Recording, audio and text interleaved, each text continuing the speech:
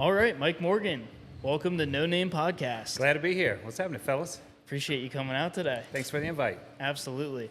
So for everybody that's watching and doesn't know, tell us about a little bit who you are and what you do. Yeah, Mike Morgan. I'm an entrepreneur. I'm a partner in a SaaS company based out of Chapel Hill, North Carolina. I've got a couple of remote workers. My wife and I moved from Raleigh down here after we started the company. So we've got a tech company going on, and my family is launching a women's underwear company as we speak. So we're in the middle of launching and trying to scale a business that I'm completely unfamiliar with, but my wife and our 3 daughters are intimately familiar with. So we got a good foundation for what the consumer might want in that space. Awesome. So we'll jump into a little bit of both businesses, but tell us about your tech company. Yeah, so the tech company was founded, my partner in the business identified a need in the automotive space. So in automotive, there's 3 tiers: manufacturer, regional automotive groups, and then dealers that we go buy cars from. He and I both worked for an automotive agency for a long time. He was really familiar with the platform tech on the digital side, and I've grown up in the sales side of the business. So he had the tech expertise. I know how to sell stuff. It's kind of a marriage that really works out. So he built a tech platform that kind of wedged into a open space in the market, and that's really kind of the basis for our success has been his ability to find an area of opportunity that wasn't crowded, was a high need kind of opportunity, and then he built out a platform that's sellable, most importantly, and kind of turned that over to me, and I've taken the tech, developed the value propositions, and we've scaled the business over the last 3 years to a fairly successful business at this point. Nice. So y'all found a problem and y'all solved it. There was an identifiable problem, wasn't crowded. There was an opportunity to wedge ourselves in there with some unique value propositions, unique message, a message that resonated with the end user. So, I could explain what we do, and the person on the other end would say, "Oh, well, damn, if you can do that, that would be valuable." And so we had an opportunity to get interest and make some sales, and it's grown and it's still growing, and we're growing as a business. It was 3 of us when we started. We'll end the year with 7 people. Next year we're probably going to be at 12 to 15 employees, and it's been a really good business over the last 3 years again. That's awesome. How did was that something that y'all just kind of stumbled upon at one point, or were y'all? So it's kind of a marriage of circumstance and like I'm trying to think. So my partner was in a space where he was looking to get out of being employed and become an employer with a technology, right? And he, based on his experience, identified, again, this area where, hey, look, there might be an opportunity here. Started developing a platform. He left his employment, developed a platform, and he showed it to me. And at the time, he's like, look, I just check this thing out. Tell me what you think. And I looked at it, I was like, I think I can sell that. And that wasn't what he was looking for, but I'm like, I definitely want to be involved in this because I can definitely sell this. So it was kind of a situation where we were both looking to do something for ourselves. We have complementary skills. On the technology side, it's very rare that a person who's really good at the technical part of technology development understands sales implementation or sales ability, right? Because you can build tech for tech's sake, but if it's not sellable and nobody wants to buy it, it's just technology that you're going to go out of business with. Right. Makes sense to you, right? And it may not make sense to a consumer. That's right. Yeah. So you got like 2 different personality types there. That's right. How did y'all meet? We were hired within a week of each other at a company that we both work for. Again, he was hired to build out a technology department. I was hired to come in and do some sales development. We got to know each other fairly well, and we're both, kind of high expectation, high performers. We put a lot of pressure on ourselves to do the best that we can do, and just our personalities mesh really well together. So You said that messaging was like a really big part of it when you're going to these different dealerships.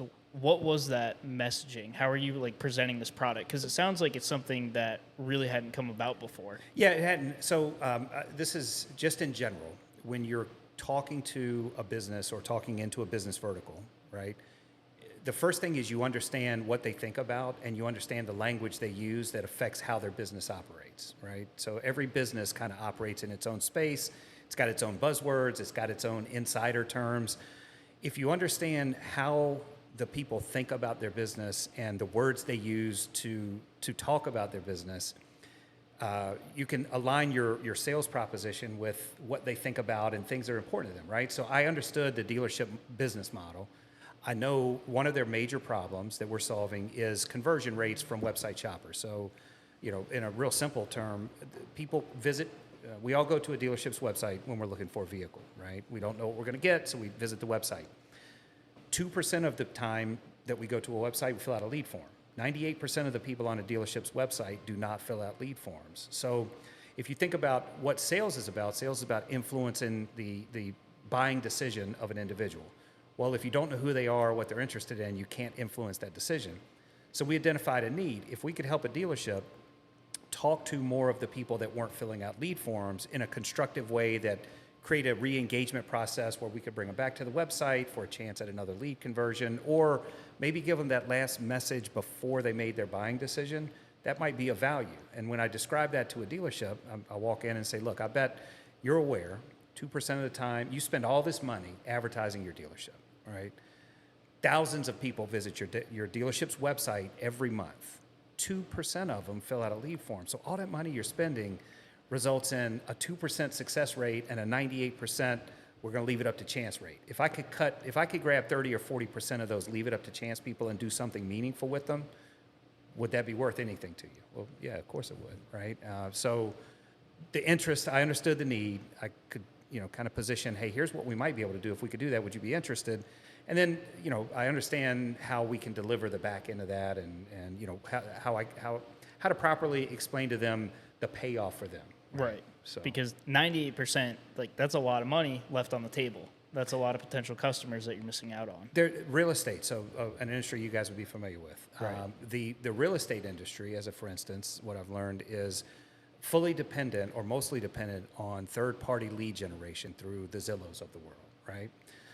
The opportunity there is you have ready-made leads that are turned over that you can work. The challenge is those leads are really expensive, right? So as a real estate professional, if you can create your own lead opportunities, you eliminate that third-party lead expense, right? So if I were looking, and we've kind of explored some of this, we may try to wedge ourselves into the real estate business, because if there's a way we could help realtors or real estate groups create more of their own inbound lead gen and reduce the dependency on third-party lead generation, they'd be willing to pay for that, because they could pay us less than they pay the Zillows of the world and still get the outcome that they're looking for. So For sure. Absolutely.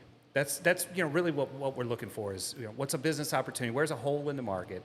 What's a need? Do we understand the need? And if is the need enough that the business would be willing to pay to fix it?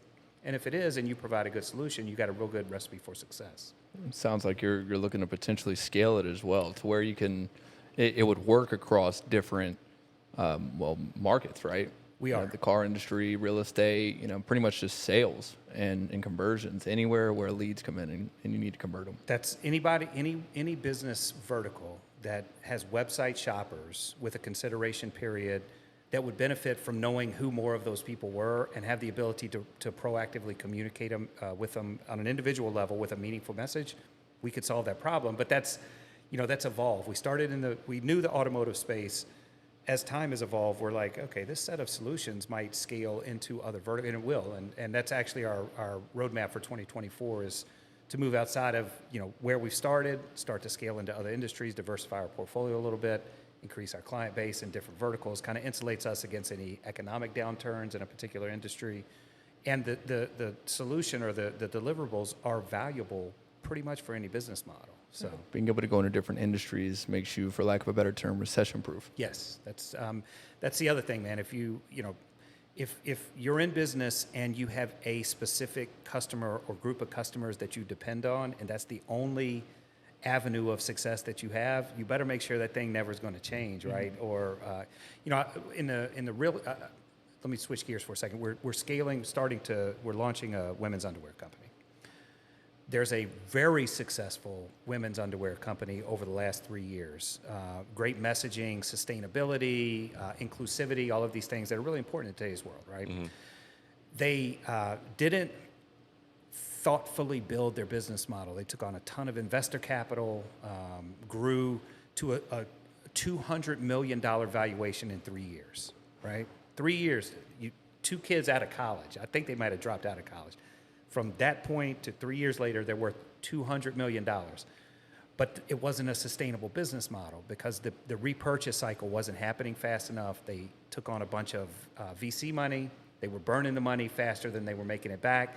So they got to a point where they had to liquidate the company and sold. They just sold like a month ago to a large aggregator in that industry.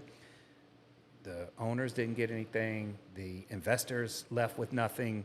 It was basically a fire sale because the next option was to go bankrupt and liquidate everything. So, Wow. $200 million valuation, they end up fire sailing. Fire sale and walk away with, they're not even employed with the company. And this, I mean, so, imagine that. So that's, entrepreneurship is fun, but it's not for the weak of heart. And it's not always a proven, success ain't guaranteed in anything, but, especially in business. So You're certainly going to fail. There's no doubt. Are you the one making? Are you the one that is doing the selling when going back to the dealership? Yep. Are you the one going to each dealership and pitching your company? Yeah, out? great question. So that was our initial thought, right? And this is how businesses kind of develop. So our initial thought was I think there's 17,000-ish automotive dealerships in the country when you consider new franchises and used franchises, which basically sell just used vehicles, right? 12,000 new franchises roughly. So we figured, look, if we could get 500, 1,000 of the dealers, it'd be great. The problem is you're calling one at a time on these dealerships, and they are the hardest people that I've ever experienced in sales. I've been in sales for a long time. The hardest person to get an appointment with, for me, is a car dealer, because everybody in the world calls on them, and they don't have time and they don't have an interest. They don't know what they don't know, right? So after we launched the business, I kind of was thinking, strategically, what would be a better opportunity for us to scale quicker? We decided we would go after, and our primary client would become advertising agencies that had groups of dealerships as their clients. So, we kind of changed our thought process, repriced our platform. So now I call on advertising agencies and media companies that service the automotive space, offer them a platform that they don't have. And my value propositions when I go to talk to them is, look, this is something you don't have. It's of value for your dealer clients. It doesn't disrupt or compete with anything that you're delivering currently in your services. And it's a scalable and valuable business model for you to become a partner. And we've grown in 3 years, we've gone from 0 to 300 dealership clients. And, I think we probably double again next year. Through that, it's more of a vendor business model, not a direct-to-dealer business model. So Is that all over the country, just in North and South Carolina? all over the country. Okay. Yeah, anywhere there's a car dealer and an agency that has them in their portfolio is an opportunity for us. So y'all pivoted quick.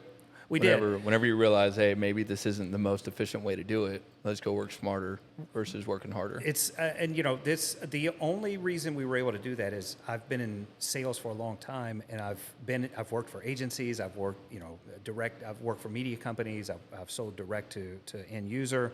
I've also seen the agency business model, and what you learn is just things you learn that you don't know you're learning until you have the ability to apply them, right? Well, I understood that agencies grab, their business model is built on getting as many car dealers as they can under their portfolio.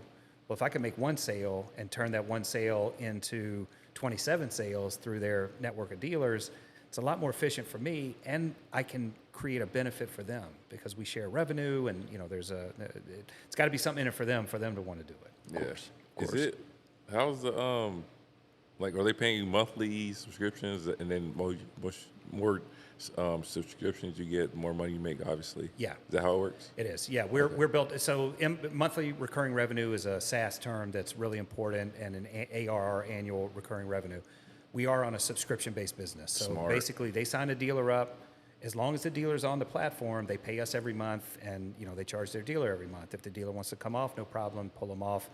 But the platform is really sticky because, again, go back to the value propositions for the platform, right? There's a need in the dealership space that we're solving. It's not a crowded market. We got a unique way to solve it.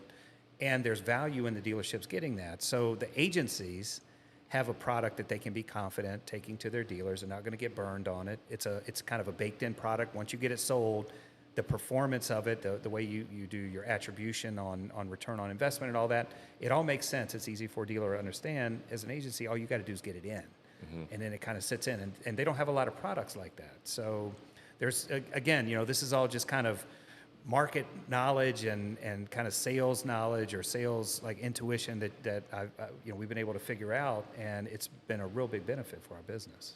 It's actually fascinating. It's genius, actually. And so on a subscription basis, you just get your foot in the door and the product pretty much sells itself. Yeah. It's a layer challenge. So I go to an agency. Agency has, 37 things that they're selling. I'm asking them to sell my thing. My thing is a little different, and my thing supports and makes the other things that they're selling better. But I still have to make sure that they fully understand it. They know how to explain the value propositions. They're pitching it when they go out to dealers. Because again, I'm not, I don't presuppose I'm the only thing they think about every day. So I've got to continually educate and sell my dealer or my agencies and incentivize or kind of motivate them to push the product into their dealer network. And the better I do, the better they do, the more dealers we see. And, it's just, it's a complex business model, but really simple when you understand the mechanics. Right, when you do it day in and day out. Yeah. Everything there. And it actually sounds like it enhances the other products as well for like these agencies. It does. So just, quick background, everything an agency does for a dealer drives people to their website. They spend money on pay-per-click ads, TV ads, radio ads, digital video ads on YouTube, TikTok videos, all the stuff that where you see any advertising exists, Facebook, right? All of that stuff leads to a website visit. Well, what's the problem at the website? 2% of the people that land on a website fill out a lead form. That's universal. It doesn't matter how they got there. 2% of the time, they're going to fill it out. So the more successful an agency is with their advertising strategies, driving people to the dealer website, the bigger the problem becomes with these unconverted shoppers, the more valuable our solution is. So it does prop up like everything that they're doing. And they weren't doing what we're doing before I got there. So I didn't come in and say, hey, you've got this established thing for the last 37 years. I want you to stop doing that and start doing it with me. This is hey, you've never been able to do this. I'm going to give you something that you haven't been able to do ever, and it's going to make everything that you've been doing for 37 years work better. All you got to do is put it in front of your dealer. Right. Like, hear me out. Yeah. Let's work as a team. Let's make it better for everybody. That's right. Like, everything better for everybody. That's right. And y'all found this niche. We found a niche. And, again, that's, if you're an entrepreneur, if you're looking to get into business, one of the main requirements is your message relevant, and does it have is there a demonstrated need on the people that you want to sell to? Like, you can't sell ice to Eskimos, right? It's a whole, if you can, you're kind of shysty because no Eskimos don't need ice, right? They got ice all around them, right? So, you have to identify an opportunity, and then you have to be able to explain what you do in the language of the person that wants to buy it. And the better you can do that, the more successful your business is going to be. Right. People want to do business with people that they feel are like them. They do. That they trust, right? Mm-hmm.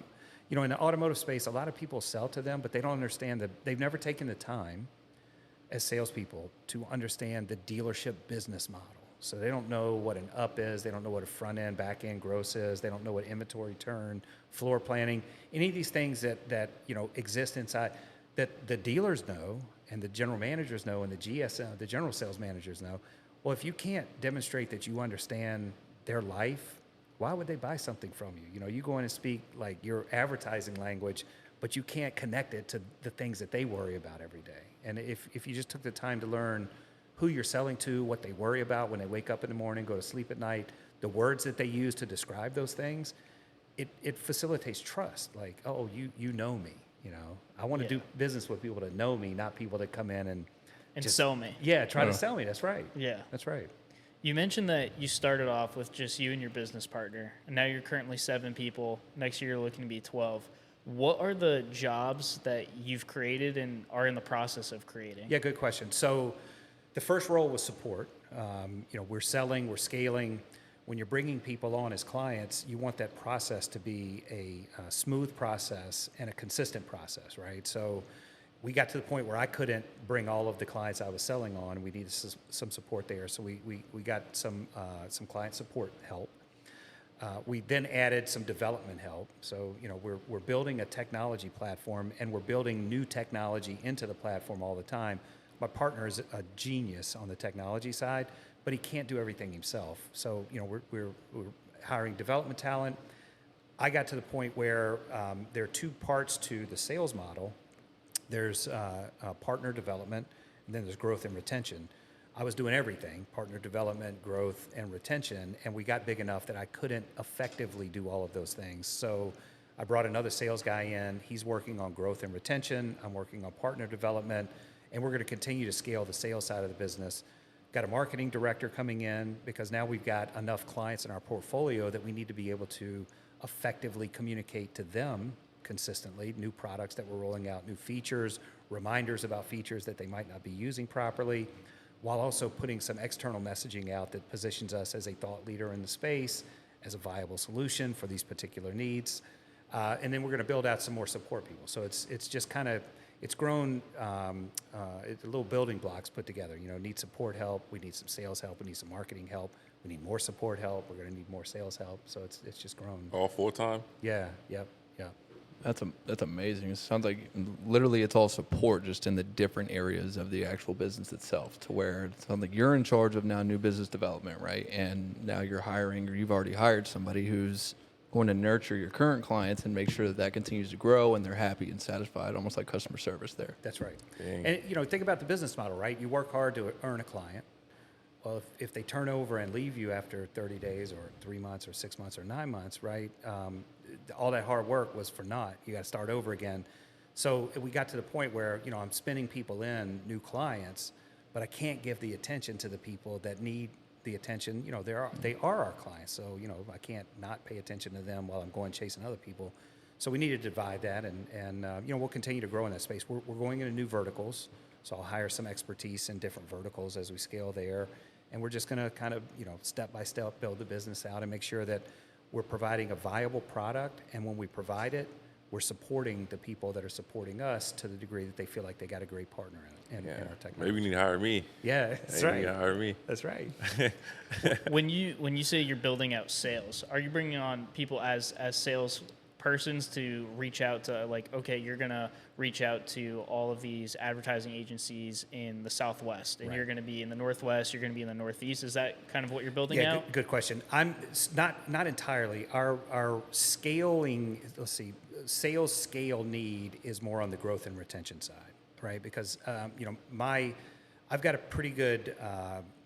I'm okay at getting the people that are interested or open to hearing about what we're doing signed on with us, but they bring a bundle of clients with them, right? So we may add 4 or 5 new partners a month, which I can handle myself, but they may come with 20 or 30 or 40 clients themselves, which I can't also handle, and nor can the gentleman that's working with me, right? I mean, eventually we're going to have 4, 5, 6, 700 clients, and we need the same level of attention for the 700th client as we have for the first client. Is really the way I want to build the business. So Okay. That And makes you've sense. got like the support on the technology side. There is, with new technology, more than likely comes bugs and things like that that need to be fixed and stuff. Easy fixes usually, but you won't know until you put it out there. Fixes, and we've probably launched 4 new products inside of our core technology in the last 3 years, maybe more than that, 5 or 6. Each of those is additive to the technology that we built, the foundation of the technology. They bring value, each one of them. But each one of them, when it launches, it does have a bug in it. Something doesn't work. We didn't think, oh, yeah, that's connected to this, and we got to go fix that. So there's a lot of work that goes on maintaining, building, and then fixing the stuff that you maintain and build. Kind of similar to like all the iOS updates for the iPhone, It's right? exactly like that. They're never right out of the gate. Right, never right. That's why we still have to update it. We're on iOS 89.2 And if you now. look, if you're like me and you're on the beta thing, that's never right. So I get the Right. beta downloads, and that's a whole nother different. But it all adds to the original technology, though. It does. It's just fixes and additions and improvements. Yeah, every time every time iPhone has an announcement on a new iOS, they've added something cool. Like, I'm one of those guys looking at what's the thing that I'm going to use out of this one. It's almost like they want to cover up the bugs they're fixing That's with right. Hey, if we make this Keep 'em shiny distracted, thing that's look right. awesome, then they won't even read the fine print of the bug that was fixed. That's right. So That's exactly right. smart. So y'all are national right now. Yeah. Any plans of going international? Not currently, because we deal. A lot of our technology is in the PII space, like the privacy space, and it's really, those laws are changing at lightning speed, not only domestically but more so around the world, and they've all got their little nuances. So, we can we can build as big a business as we could ever dream to have just in the United States. We do have some clients that are up in Canada. We've got an organization that works with us that's looking to take the technology up to Canada. So we've been exploring how we fit with their privacy laws and all that. Seems like it's a good fit. So we may scale up into Canada, but internationally, it's just at this point we're good where we are. Right. Probably more of a headache than probably not worth it at the end of the day. So instead of growing outwards, you just look to grow into different industries and stay national and maybe Canada. Yeah, I mean, look, we're our goal is to scale to a $100 million valued company, right? So, we started with $10,000 3 years ago.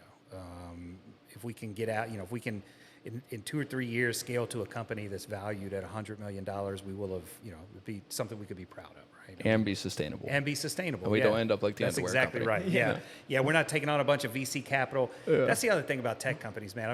I'm not a traditional. I didn't come from the tech. I didn't come from the SaaS space. I don't understand completely the idea that if you can lose money every month for 2, 3, 4 years in a row, you're building a successful business. That just something wrong with that. It's a flawed business model, right? But that's kind of the sexy thing right now. Have you ever seen the show Silicon Valley? Oh, yeah. Always chasing that VC money. That's exactly right. Everything's propped up with VC money. And look, there's a lot of people win big, but a lot of people lose big too. Right. So That's what that probably show more- depicts. Yeah, a lot of that's people right. lose big. There are probably more people lose big than win big, that's for sure. Yeah. it's a structural decision, right? So we decided early on that we're going to be self-sustainable. If we make money, we're going to build the business. If we're losing money, we're going to try to have to shore up and fund ourselves, right? That's a business model in itself. There is a business model where it's like, hey, look, let's launch this technology. Let's run as fast as we can at a loss. And our goal is to arrive at a place in the future that's valued at more than our collective losses, right? And a lot of companies have done that successfully. But at the end of the day, man, you got to make some money to build a sustainable business. I mean, you can't lose money forever. No, you definitely can't. Now, with before we started, we were talking about how you leased out a space up in Chapel Hill, right? Is that for the women's underwear company, or is that for this company? Great question. Yes, for the tech company. For the tech company. Yeah. And look, it was a situation where our founder, my partner, is in Chapel Hill.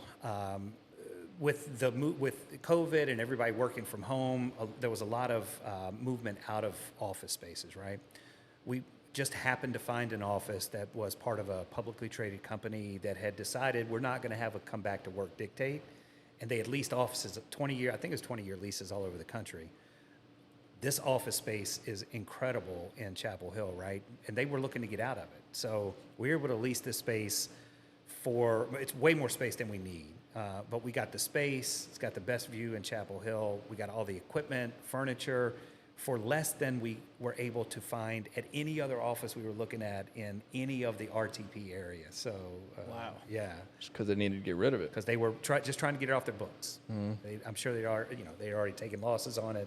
They'd written that real estate off, and they just needed it off their books. It was the COVID experiment. Right, Here that's we're going to right. figure out if everyone can work from home and we'll stay profitable. I get at least break even or even better, right? COVID If has not, changed. COVID has changed, business forever. I mean, it's like it ain't particularly guys your age, your generation. Ain't a whole lot of like y'all have to come back to the office and be in the office from 9 to 5 every day. People don't want to do that. Much as people my age, all the old managers and the old school people are like, if they're not in the office, they're not productive. Yeah, that's ship sailed. Man, you're not that old. Yeah, You live older than 53, me. man. It's 53 Man, you years look old. 33. I appreciate that.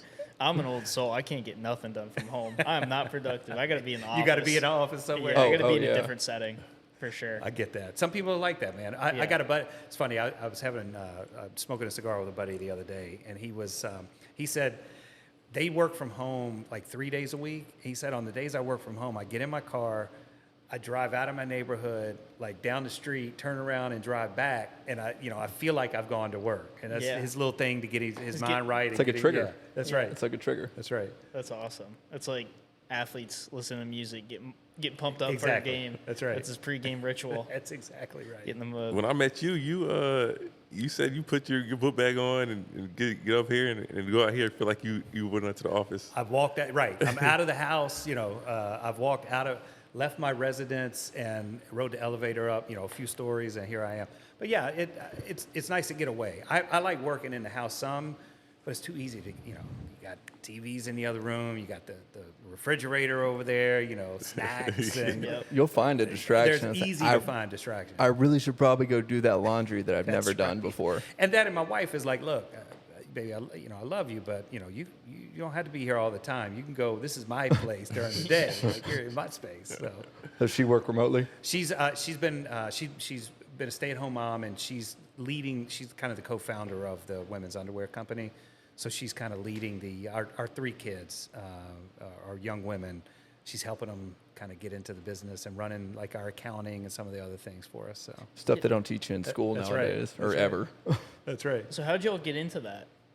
Our oldest daughter is 30 years old. A few years ago, she was. This is evidently a problem that women have that I wouldn't know unless someone told you. But they generally don't have a lot. They don't buy underwear as often as they should. You got to go to Victoria's Secret or Aerie or one of these like fast fashion places, or you got to order it online, which is kind of weird because they're particular about how it looks and how it feels and how it fits and all that good stuff. So my daughter was saying, look, I think we should start an underwear company on a subscription model. If 3 pair of underwear showed up at my doorstep every 3 months, I'd have a full drawer all the time. Everything would be, I'd build up a 12 pair over the course of a year, and it would all just work out, right? So we put that in the back of our mind, and our middle child graduated from NC State in their fashion marketing and management program. So she was interested in fashion. She understood fabrics and manufacturing, and it just kind of all happened at the same time. We're scaling this business, and I'm like, look, if you guys want to start a business, this is a good time. What will we want to do? And collectively, the women said, look, I think we could build a size-inclusive, sustainable fabric subscription-based underwear company. So January of 2022, we had a little family meeting, decided we were going to do it. Found a designer in a firm that does design in Italy. Worked with Italian designers, designed our own underwear styles. The girls created the color palette that we have. Found a manufacturer in Peru that manufactures with this sustainable fabric. And for the last 13, 14 months, we've been going through iterations of, cut and looking at samples, and we finally got to the finished product, and we just had 2,900 pair delivered last week. So, Wow. Yeah. You found a need there to where you see, and you're roping it into like a subscription box Yeah. that's so popular now with so many different things, but it's more of like this is solving a problem versus, hey, I want a new outfit this month, so it's something I want, not something I necessarily need. That's right. There's we're not the only underwear company, right? But there's a little bit of a space. Sustainable fabric. There's fast fashion, and then there's sustainable fashion. Fast fashion washes up on the shores of countries all over the world because they got so much of it. It's just they throw it away, right? This is sustainable. I think the beech tree is the source of the fabric. It can grow anywhere. It sustains itself. Doesn't need much water. The fabric itself gets softer and softer with every wash. The girls, they put together cuts that are comfortable, sexy but comfortable. Women's underwear usually falls into like overly comfortable and not sexy, or really sexy and completely uncomfortable. So they kind of fit into the middle of that space. It's sexy, but it's comfortable to wear on a regular basis. So, we feel like we got a little niche, and we'll see how it plays out. There's some different styles for different things that different women would like. 3 different stuff like shots. that. I know more about women's underwear right now than I've ever known in my life. We got a thong, a cheeky, and a bikini cut. We'll probably be doing some additional cuts. 7 different color palettes: dark skin, light skin, double XL for women of that size, extra small on the low side. One of the things that the girls did is we don't have our sizes extra small, medium. they've got names: joy, delight. So they're really trying to address size stigma, right? Because if you there's stigma associated with you go by XXL. I mean, Yeah. hopefully you feel good about it, but society looks down on sometimes on different, even real skinny people, right? So if you don't have to order a size, you can order a name that like promotes joy and makes you feel good about what you're ordering. Maybe it'll make a little bit of a difference. That's pretty unique. That's Yeah. the small things there. That is very creative. Yeah, the girl, and look, the women get full credit. I'm here to help with some sales ideas, some Right. marketing, some of the stuff that we need to get the stuff sold, but they created this business. A really cool process to watch. You sold me on them. They sound comfortable. You gonna move into like boxers That's or it. what? We are. Men's or I mean, whatever you're into. No, I the mean, next my preferred style is boxer briefs. So we're probably going to go boxer brief as our next line, and try and draw some of the men into the space as well. I'll get some from you. Yeah, they Yeah, we sound we could be like your test dummy. that's see? right. I know where to find y'all. I'd sign up. comfortable. I feel like the briefs and the boxers though. That's it. That's it. Yeah. That's good. So with this company, what's the name of it? Giddy. Giddy. Yep. Okay. And you mentioned that you just got 2,900 pairs in a shipment. When's like the big launch? So we did a pre-launch sale, friends and family, got some orders. Everybody seems to like the product that's been delivered. The big launch is really going to be in 2 weeks. We're going up to this big women's conference. There's 10,000 women that are going to be there. We've got an exhibition booth, and we're going to, kind of put the name out there. We're scaling up slowly on social media. We've got an Instagram page. The girls are putting all the content in there. We'll start scaling that up slowly and really work on the business model of drawing attention into the business. But it's a lot. There's more than I would have thought goes into getting ready to do this business, right? Packaging. We got to have sustainable envelopes, sustainable the little paper that you put around the underwear, right? Where you got to have a way to deliver it. How you're charging people.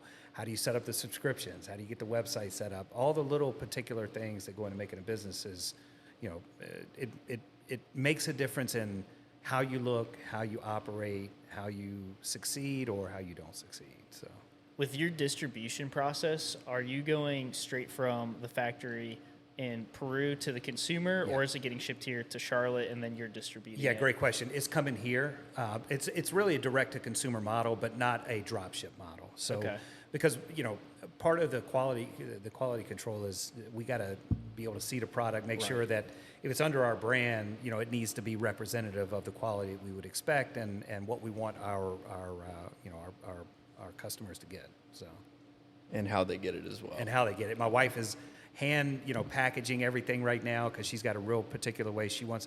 Big into experience, right? Women, again, when you open something that you bought, it's a joyful moment, right? And that's kind of Giddy is like that feeling that you get when you get something new and you're excited about it. So we want the experience to be representative of the brand and the name and the things that we would like, the things that they like feeling when they get a package, right? Me, I don't care. I just tear in where's the thing I bought, but my Right. wife looks at things like how's it wrapped and how is it presented and all those little things make a big difference in the delivery. Adds to the experience, right? It You see does. those videos all the time of literally just people opening presents. That's right. And millions of people will go watch these videos of just people opening presents. Yeah, that's right. It's an experience moment. So, and we want to provide a good experience. Hopefully, good experience, good product. People keep coming back, and the subscription model will work itself out. So, Is it challenging balancing two businesses that are growing?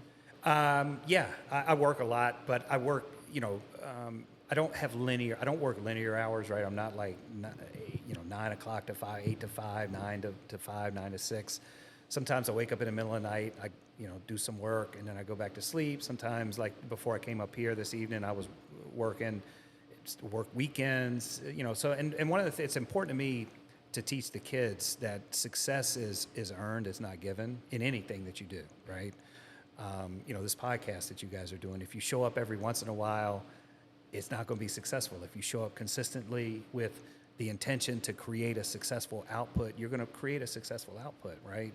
But that's not everybody understands that, and it's I've worked hard my entire life at pretty much everything I've done. I kind of have this mentality that I'm I'm not good enough. I got to work harder to succeed. I got to do more. I got to do more. I got to do more. And you know, I'm trying to instill not the negative side of that, but the positive side of that to the kids. That you know, you can create your own future. You have to know what that future is going to look like, and then you have to go earn it. You know, you have to go do the things that will get you there. It's not just going to be given to you because you want it. And, create a life by design, not by default. That's exactly right. Created by default, it's not going to be yours. Created by design, exactly. and you at least get to put some input into it. Right. So Yeah, I think it's like most people or most scenarios now, it's people want that immediate satisfaction. And if they don't get it, well, we're just going to stop doing it. And we're going to go find something else that'll give it to us, right? Instead of consistently doing it to where you'll reap the rewards.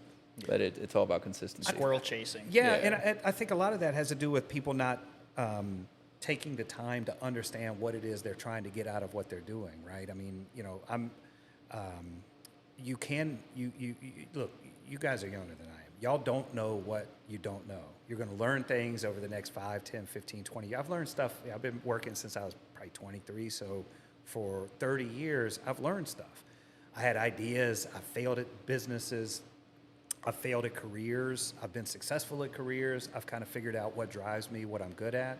And I've been able to kind of marry those things up in the entrepreneurial stuff I'm doing right now. But, you know, when I was your age, I didn't really know. I just knew I wanted to make money, right? But Yeah. making money's that's not a thing. I mean, it's an outcome, but you're not going to make money generally just because you want to make money. There's got to be something that drives you if you're going to make it consistently. And that drive is more, you know, it's more internal than the outside money and the things that you can buy with money. Yeah. And that's really hard. You know, you may know, like some people know when they're kids, I'm going to be a doctor, right? And they become a doctor and they're very successful. Me, I played football in college and, you know, I wasn't going any further than that. I didn't know what I wanted to do. I figured my parents were both in sales. I figured maybe I can be a salesperson, but I didn't know what I wanted to sell. I didn't know what the outcome that I was trying to get money, but, you know, so it's taken me a lot of time to figure out, like, what do I want and what am I going to be able to do sustainably to get what I want? You know, because I've done several things that I've made money at, but after about 2 or 3 years, I'm like, I just don't want to do this anymore. I don't like it. I'm not passionate about it, you know. So you kind of touched on careers. I'm finna back it all the way up. I seen that you was a rugby coach. Yeah. Tell us a little bit about that. So I've been playing sports my whole life. Gravitated to football and played through college, but I started, my father played rugby when I was a kid, and I watched him play rugby from the time I was probably 4 until I got into my late teens. I started playing with the men's club that he was a part of. So he and I played on the same team, and it's just an incredible sport internationally. Not so much in the United States, but internationally. I really liked it.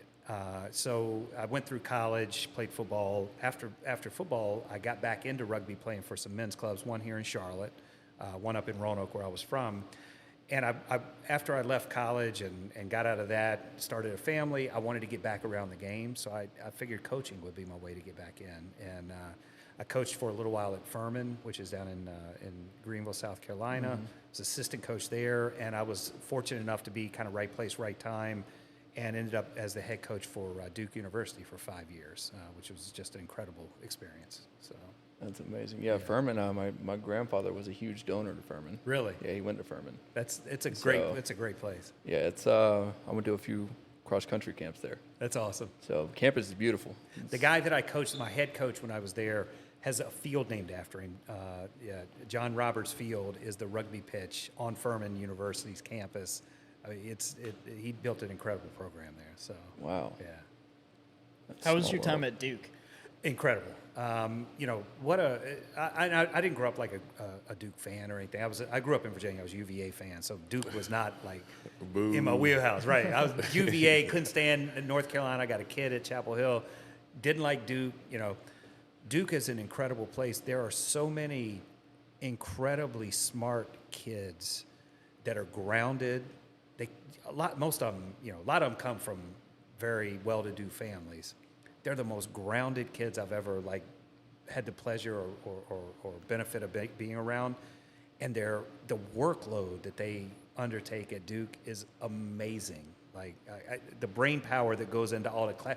I had one kid tell me he was like a microbiology, physics double major. I'm like, I don't even understand what you just said, and you got both of these things going on. You know, like How you put that many words together? right. It's like 8 different sciences. But it was incredible. It was really nice. International kids. I had kids from all over the world that played for me, and it was just cool to learn, you know, their backstories and about their families and where they come from. So it was a really cool experience. Wow. Was that like your full-time job?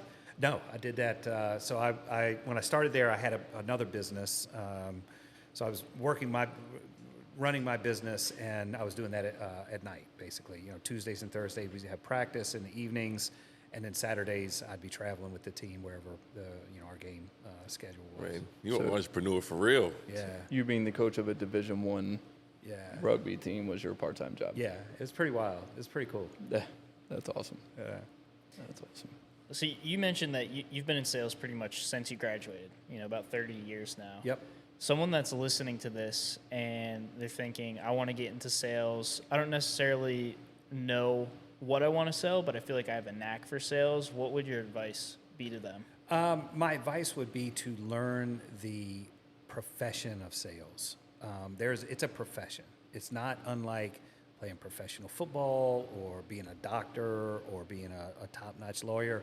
Good salespeople aren't just accidental. There's a skill set that great salespeople develop in time that takes practice and repetition and discipline and consistency. If you learn the fundamentals of sales and you challenge yourself to apply those fundamentals to the highest degree of your ability consistently, you'll be good at whatever you do. Sales, that's the other thing. Sales skills are transferable, right? I've worked in media sales, I've worked in technology sales, I've worked in like phone sales. I mean, I've done a lot of stuff in the sales world. The skill set is the same. It's transferable, but it is a skill set. Like people who aren't successful at sales aren't successful because they've never applied the skills or developed the skills necessary to be successful. You know, I wrote a book, self-published a little book on the game of sales.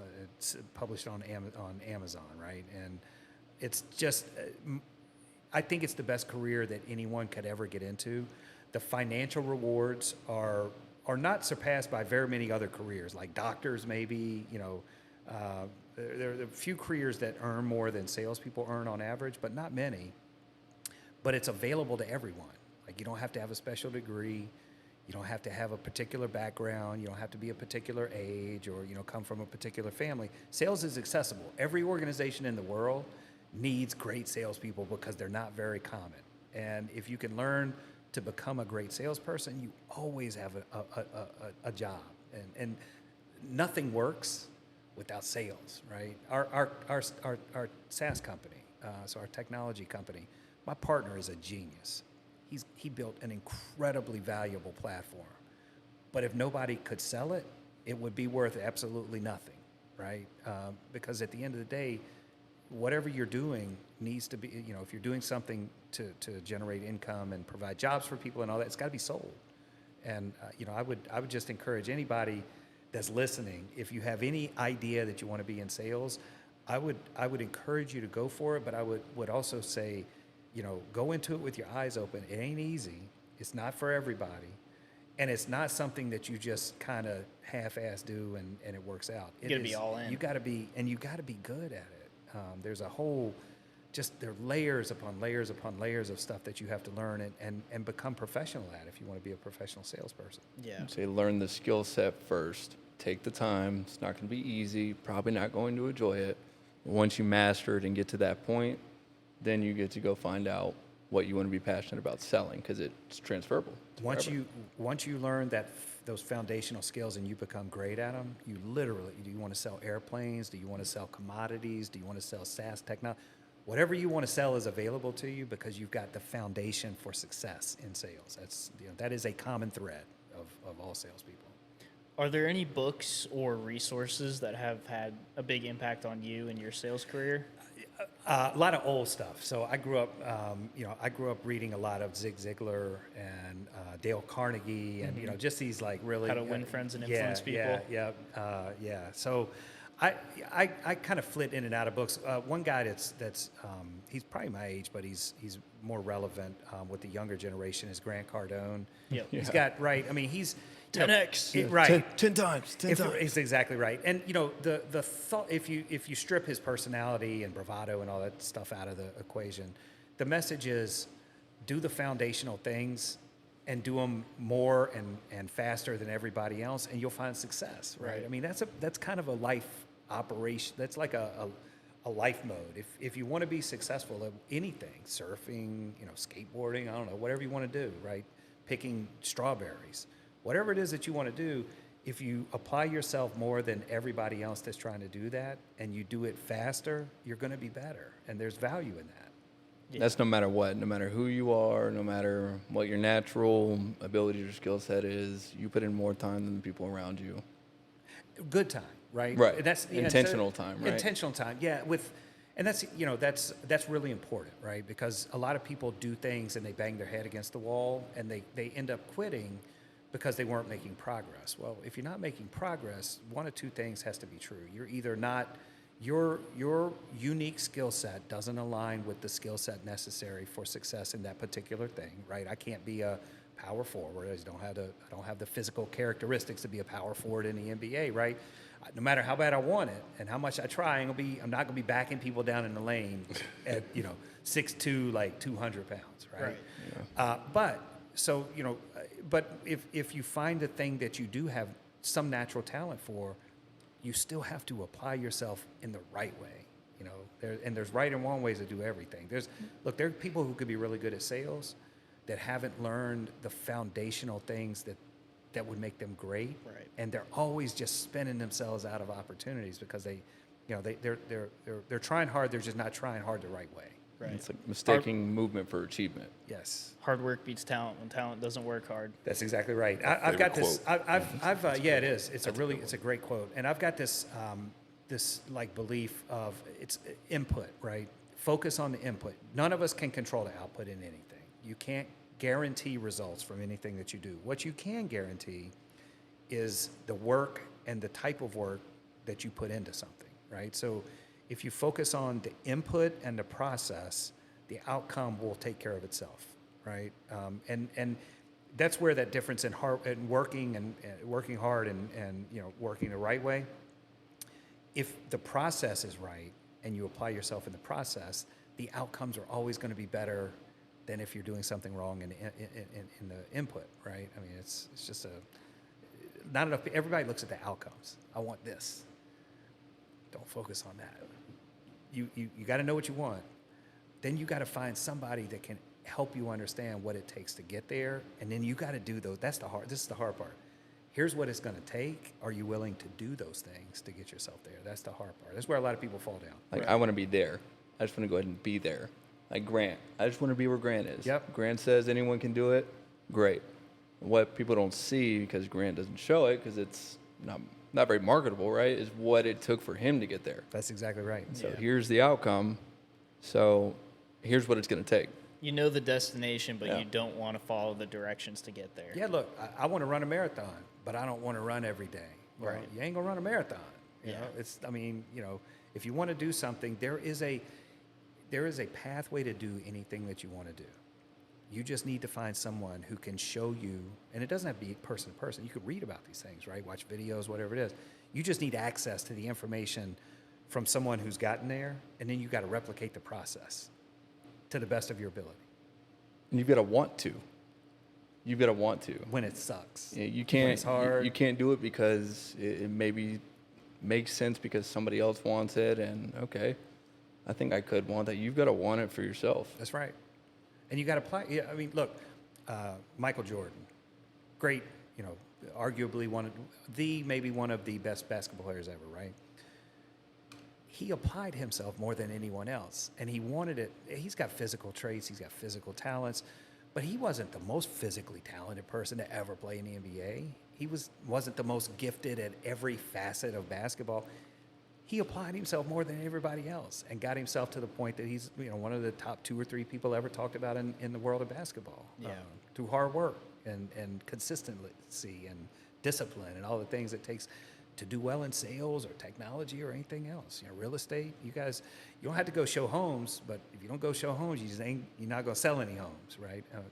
Showing a home at 6 o'clock at night probably sucks. You'd rather be out, Thursday night, maybe out with your boys or something. But if you want to earn your way into the top levels of real estate, you got to go do the things that most people aren't willing to do. Right, you've got the question of how bad do you want it, and everyone's going to say, well, I want it real bad. I want it more than anyone else, right? And that's where it ends. It's like, okay, great. What are you willing to sacrifice to go get it now? That's right. Nobody asked that second question, though. Like, what are you willing to sacrifice to go get it? It's going to take sacrifice. That's the key, right? So. Wow. Well, I mean, that all adds up. That's for sure. It does. I'm seeing it in your business too.